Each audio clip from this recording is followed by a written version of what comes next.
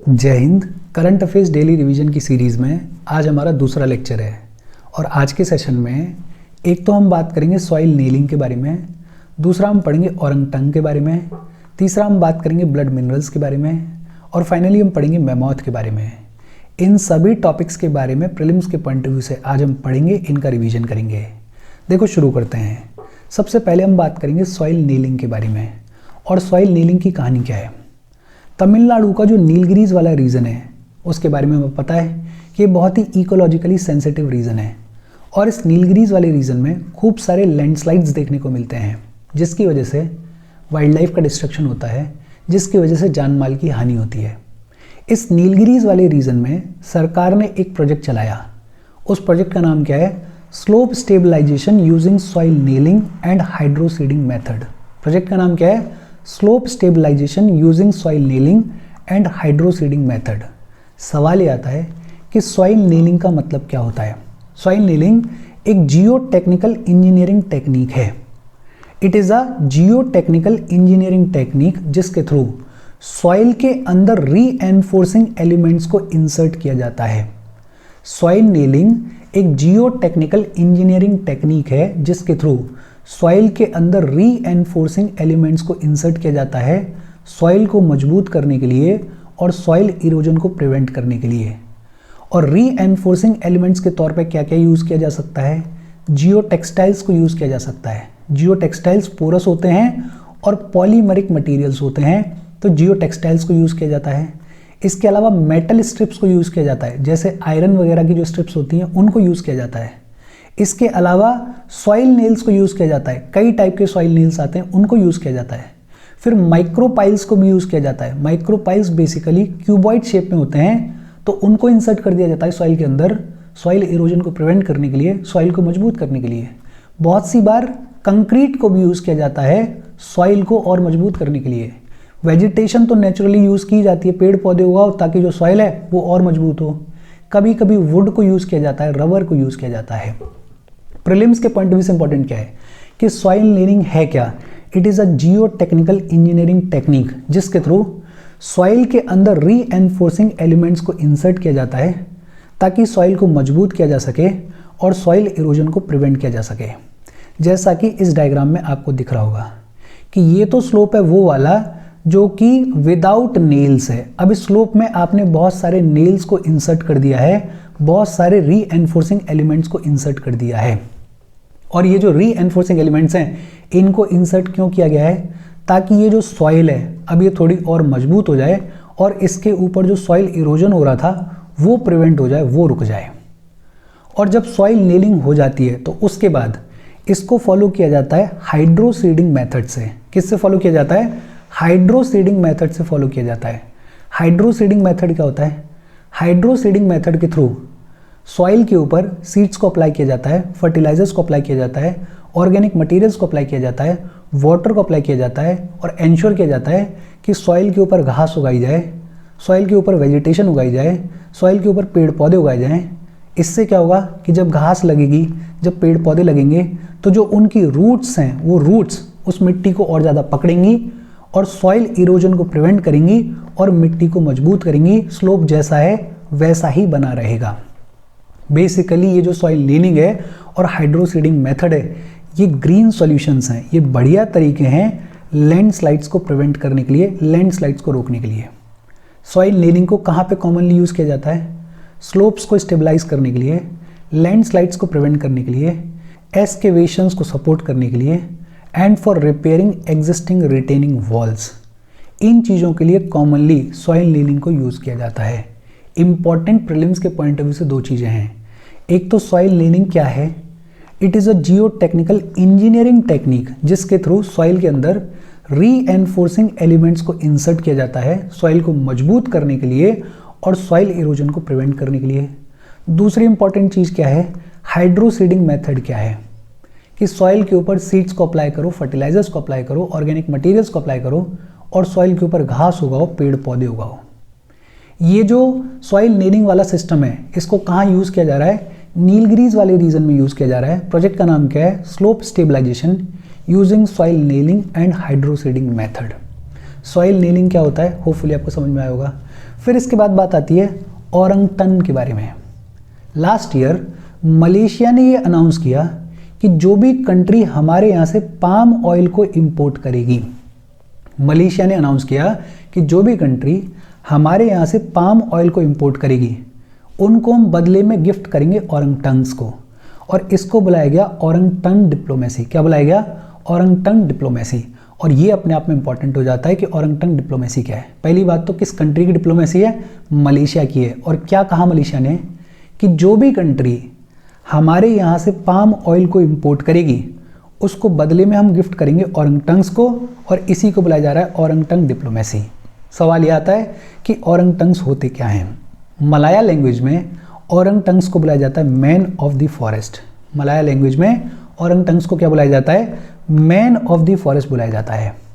औरंगटन्स की 3 स्पीशीज़ मिलती हैं। कौन कौन सी 3 स्पीशीज़ मिलती हैं? एक बोर्नियन स्पीशीज़ मिलती है, दूसरी सुमात्रन स्पीशीज़ मिलती है, और तीसरी टापानूली स्पीशीज़ मिलती है। औरंगटन्स की 3 स्पीशीज़ मिलती हैं। एक बोर्नियन औरंगटन मिलता है, दूसरा सुमात्रन औरंगटन मिलता है, और तीसरा टापानूली औरंगटन मिलता है। और प्रीलिम्स के पॉइंट ऑफ व्यू से इंपॉर्टेंट क्या है कि तीनों ही स्पीशीज़ का जो IUCN क्लासिफिकेशन है वो क्रिटिकली एंडेंजर्ड है। तीनों ही स्पीशीज़ का जो IUCN क्लासिफिकेशन है वो कैसा है? वो क्रिटिकली एंडेंजर्ड है। एक और इम्पॉर्टेंट चीज़ है प्रीलिम्स के पॉइंट ऑफ व्यू से कि ये जो औरंगटन्स हैं ये एक्सक्लूसिवली मिलते हैं मलेशिया और इंडोनेशिया में। कहाँ मिलते हैं? एक्सक्लूसिवली मलेशिया और इंडोनेशिया में मिलते हैं। अच्छा, ये जो औरंगटन्स हैं इनको मेन खतरे क्या हैं? एक तो इलीगली हंटिंग की जाती है इनकी, दूसरा हैबिटेट लॉस सबसे बड़ा प्रॉब्लम है, बिकॉज इलीगल लॉगिंग की वजह से पेड़ पौधे काटे जाते हैं, फॉरेस्ट काटे जाते हैं, माइनिंग कंसेशंस दिए जाते हैं, खूब लंबे चौड़े स्केल पे माइनिंग की जाती है। फिर इसके अलावा एग्रीकल्चर प्लांटेशन के लिए भी एरिया को एक्सपेंड किया जा रहा है तो फॉरेस्ट को काटा जा रहा है। और फिर इस एरिया में, इस रीजन में बहुत सारे हाइड्रो इलेक्ट्रिक डैम्स को भी बनाया जा रहा है, जिसकी वजह से हैबिटेट लॉस हो रहा है। और हैबिटेट लॉस अगर होगा तो बट ऑब्वियस सी बात है कि ये जो स्पीशीज़ है ये परेशान रहेगी, इसकी पॉपुलेशन में डिक्लाइन देखने को मिलेगा। हमने 2 इंपॉर्टेंट चीज़ें अभी तक पढ़ी हैं प्रीलिम्स के पॉइंट ऑफ व्यू से। एक तो तीनों ही स्पीशीज़ का जो IUCN क्लासिफिकेशन है वो क्या है? क्रिटिकली एंडेंजर्ड है। और दूसरा ये एक्सक्लूसिवली कहाँ मिलते हैं? मलेशिया और इंडोनेशिया में मिलते हैं। अच्छा, ये जो औरंगटन्स हैं इनके कैरेक्टरिस्टिक्स क्या हैं? एक तो खूब सारा रेडिश फर होता है इनके ऊपर, जैसा कि आपको इमेज में दिख रहा होगा कि खूब सारा रेडिश फर होता है। रेडिश फर के अलावा इनकी लंबी और बेहद ही स्ट्रॉन्ग आर्म्स होती हैं, चीकी पैड्स होते हैं, और अपोजिबल थम्स होते हैं, एक दूसरे के अपोजिट थम्स होते हैं। प्रीलिम्स के पॉइंट ऑफ व्यू से जो बेहद इंपॉर्टेंट चीज़ है कि ये जो औरंगटन्स हैं इनमें ह्यूमन लाइक इंटेलिजेंस होता है। और ये ह्यूमन लाइक इंटेलिजेंस कहाँ से दिखता है? एक तो औरंगटन्स जो हैं वो हर्बल मेडिसिन्स को यूज़ करते हैं अपने बोन्स को हील करने के लिए, अपने घावों को हील करने के लिए हर्बल मेडिसिन्स को यूज़ करते हैं। इनफैक्ट इतना प्रोमिनेंट खबर थी ये कि न्यूज़पेपर में छपी थी कि पहली बार कोई ऐसी स्पीशीज़ है जो कि हर्बल मेडिसिन्स को यूज़ कर रही है अपने बोन्स को हील करने के लिए। और दूसरा इंपॉर्टेंट चीज़ कि ये साइन लैंग्वेज को यूज़ करते हैं एक दूसरे से कम्युनिकेट करने के लिए। साइन लैंग्वेज को यूज़ करते हैं एक दूसरे से कम्युनिकेट करने के लिए। तो प्रीलिम्स के पॉइंट ऑफ व्यू से ये भी इंपॉर्टेंट हो जाता है कि औरंगटन्स में ह्यूमन लाइक इंटेलिजेंस होता है। 3 स्पीशीज़ होती हैं, उसके बारे में ऑलरेडी हमने पढ़ ही लिया है। अब इसमें 2-3 चीज़ें आपको याद रखनी है। एक तो आपको ये याद रखना है कि औरंगटन डिप्लोमेसी क्या है। मलेशिया ने ये कहा कि जो भी कंट्री हमारे यहाँ से पाम ऑयल को इंपोर्ट करेगी उसको हम बदले में औरंगटन्स गिफ्ट करेंगे, इसी को बुलाया गया औरंगटन डिप्लोमेसी। औरंगटन्स को मलाया लैंग्वेज में मैन ऑफ द फॉरेस्ट बुलाते हैं। 3 स्पीशीज़ मिलती हैं इसकी, बोर्नियन, सुमात्रन और टापुनुली। और ये तीनों का ही IUCN क्लासिफिकेशन क्या है? Critically endangered. एक्सक्लूसिवली औरंगटन्स कहाँ पे मिलते हैं? मलेशिया और इंडोनेशिया में मिलते हैं। ये जो औरंगटन्स हैं इनमें ह्यूमन लाइक इंटेलिजेंस होता है। हर्बल मेडिसिन्स को यूज़ करते हैं अपने वुंड्स को, अपने घावों को सही करने के लिए, और साइन लैंग्वेज को यूज़ करते हैं एक दूसरे से कम्युनिकेट करने के लिए। होपफुली आपको ये चीज़ें समझ में आई होंगी। फिर इसके बाद बात आती है ब्लड मिनरल्स के बारे में। देखो कॉन्टेक्स्ट ये है कि डेमोक्रेटिक रिपब्लिक ऑफ कॉन्गो ने एप्पल को अक्यूज़ किया है कि एप्पल उनके रीजन से ब्लड मिनरल्स को एक्सट्रैक्ट कर रहा है। ये कॉन्टेक्स्ट हमारे लिए उतना इंपॉर्टेंट नहीं है। इंपॉर्टेंट है कि ब्लड मिनरल क्या होता है, और दूसरा डेमोक्रेटिक रिपब्लिक ऑफ कॉन्गो की जो लोकेशन है वो थोड़ी इंपॉर्टेंट हो जाती है। सबसे पहले तो ब्लड मिनरल्स क्या होते हैं? ऐसे मिनरल्स जिनको माइन किया जाता है कॉन्फ्लिक्ट जोन से। कॉन्फ्लिक्ट जोन्स जितने भी हैं जहाँ पे कॉन्फ्लिक्ट चल रहे होते हैं, वहाँ से जिन मिनरल्स को माइन किया जाता है उनको बुलाया जाता है ब्लड मिनरल्स। और ये जो ब्लड मिनरल्स हैं, इनको माइन करने के बाद जो भी पैसा आता है, उस पैसे को यूजुअली यूज़ किया जाता है आर्म्ड कॉन्फ्लिक्ट्स को फंड करने के लिए। ब्लड मिनरल्स को कॉन्फ्लिक्ट मिनरल्स भी बुलाया जाता है। और इसमें 4 मिनरल्स हैं। कौन कौन से 4 मिनरल्स हैं? एक है टिन, दूसरा है टेंटलम, तीसरा है टंगस्टन और चौथा है गोल्ड। इनको 3T या 3TG भी बुलाया जाता है। एक इंपॉर्टेंट चीज़, ब्लड मिनरल्स को कॉन्फ्लिक्ट मिनरल्स भी बुलाया जाता है। और इसमें 3 मिनरल्स हैं। कौन कौन से? एक है टिन, दूसरा है टेंटलम, तीसरा है टंगस्टन, चौथा है गोल्ड। इनको 3T या 3TG भी बुलाया जाता है। और क्योंकि कॉन्गो या ये कहें कि पूरा का पूरा अफ्रीका उतना डेवलप नहीं है, तो जब ब्लड मिनरल्स को एक्सट्रैक्ट करवाया जाता है तो बड़ी ब्रूचल कंडीशंस में लोगों को काम करना पड़ता है, ह्यूमन राइट्स का अब्यूज़ किया जाता है। कॉन्गो की कहानी भी है, रवांडा के साथ में इनका कॉन्फ्लिक्ट चलता है, तो रवांडा यहाँ पे इन्फ्रिंज एलिमेंट्स को पुश करता है, कॉन्गो उनको अक्यूज़ करता है, वो इनको अक्यूज़ करते हैं, इनकी लड़ाई चल रही है, वो अलग लड़ाई है। हमारे लिए इंपॉर्टेंट ये है कि ब्लड मिनरल्स क्या हैं। ब्लड मिनरल्स को कॉन्फ्लिक्ट मिनरल्स भी बुलाया जाता है। 4 हैं इसमें, एक टिन, एक टेंटलम, एक टंगस्टन और एक गोल्ड। इसको 3T या 3TG भी बुलाया जाता है। एप्पल का क्या रोल है इसमें?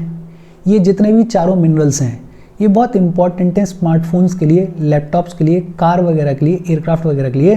तो एप्पल इनको माइन कर रहा था। ब्लड मिनरल्स क्या होता है, होपफुली आपको समझ में आया होगा। अब इंपॉर्टेंट हो जाता है कि डेमोक्रेटिक रिपब्लिक ऑफ कॉन्गो की लोकेशन क्या है। देखो मैप में आपको दिख रहा होगा, ये रहा डेमोक्रेटिक रिपब्लिक ऑफ कॉन्गो। इसकी कैपिटल का नाम है किनशासा। क्या नाम है? किनशासा।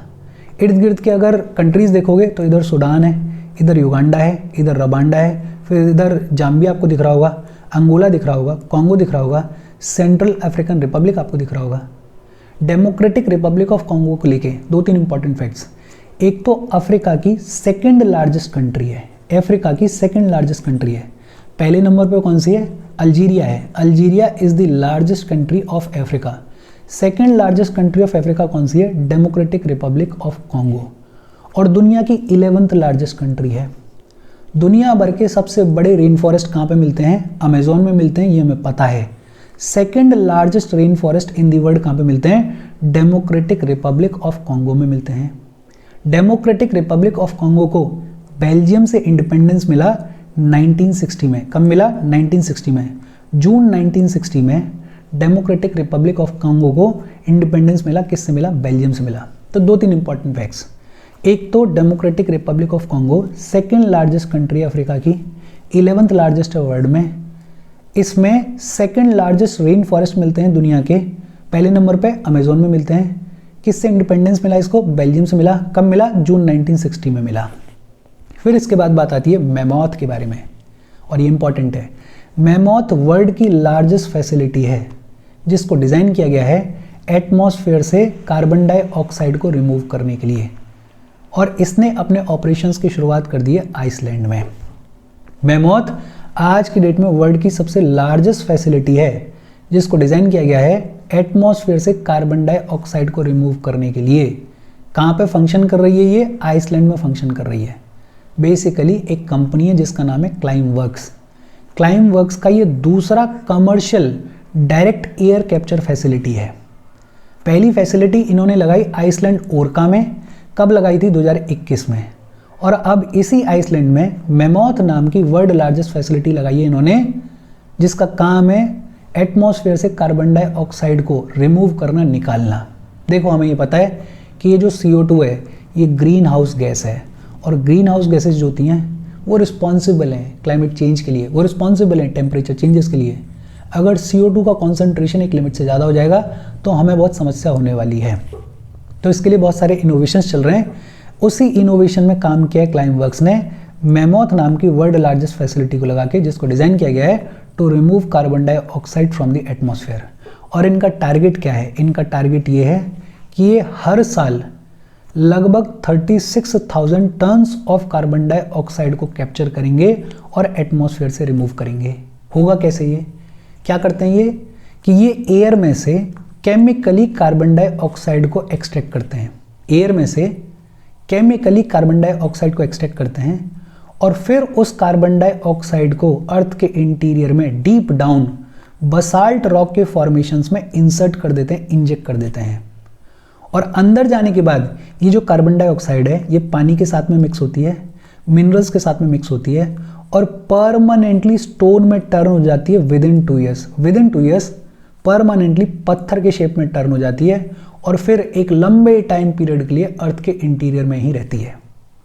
तो एटमॉस्फेयर से CO2 को लिया जाता है और उस CO2 को इंजेक्ट किया जाता है deep down the earth basalt rock formations में, जहां पे वो वाटर के साथ में मिक्स होती है, मिनरल्स के साथ में मिक्स होती है और परमानेंटली स्टोन में कन्वर्ट हो जाती है विदिन 2 ईयर्स और फिर एक लंबे टाइम के लिए अंदर ही इंसर्टेड रहती है। और ये हो गई मैमोथ की बातचीत।